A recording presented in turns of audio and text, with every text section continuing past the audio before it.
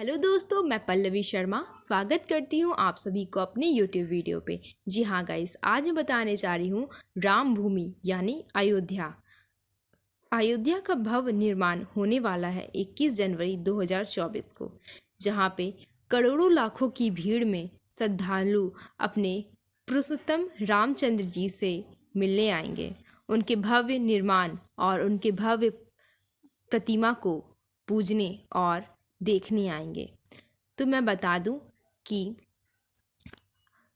दैनिक भास्कर की ओर से आज से 21 रोज तक या आएगा कि वो हमें बताएंगे कि कैसे राम जी का जन्म हुआ और कैसे रामायण की शुरुआत हुई।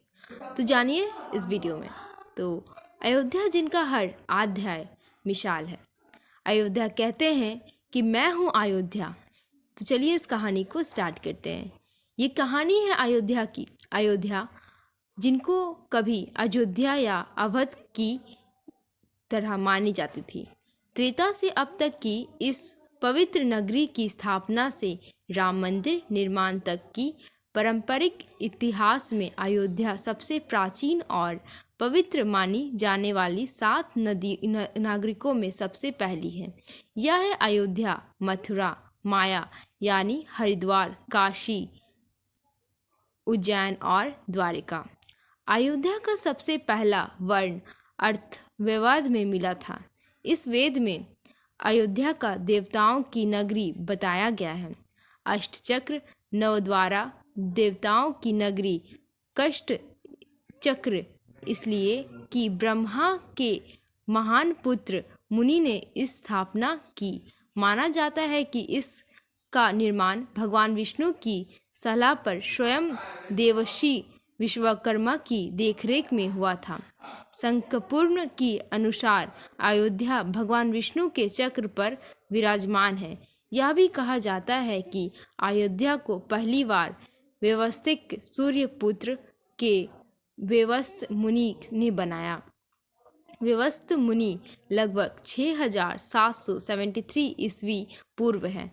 व्यवस्थ मुनि के 10 पुत्र थे। इसमें ज्येष्ठ पुत्र इक्ष्वाकु के कुल का संविधान विश्वात है।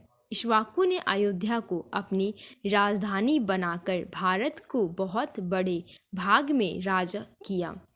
इक्ष्वाकु के 3 पुत्र थे, कुक्षी, निमि और दक्षत।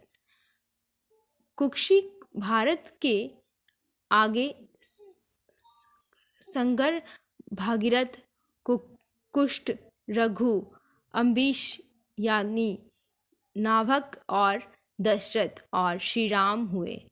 इन सभी ने अयोध्या पर राज किया। पहले अयोध्या भारतवर्ष की राजधानी हुआ करती थी और फिर बाद में हस्तिनापुर हो गई। एक छेप में यह भी है कि सागर के 7000 पुत्र या सैनिक थे। सैनिक कपिल मुनि के श्राप के कारण भस्म हो गए थे और फिर भागीरथ अपने पूर्वजों को उद्धार के लिए सूर्यवंशी इक्ष्वाकु की पीढ़ी में कई यशस्वी राजा हुए।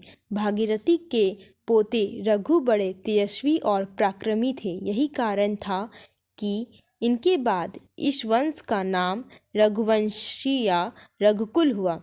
कहते हैं कि रघुकुल रीत सदा चलित आई, प्राण जाए पर वचन न जाए। आज इस भाग को यहीं विराम देते हैं। कल सुनिए अयोध्या के सुख दुख की कहानी। ये वीडियो आपको कैसी लगी हमें कमेंट में ज़रूर बताएं और हमारे चैनल को सब्सक्राइब कर लें और लाइक, फॉलो, कमेंट करना ना भूलें। धन्यवाद।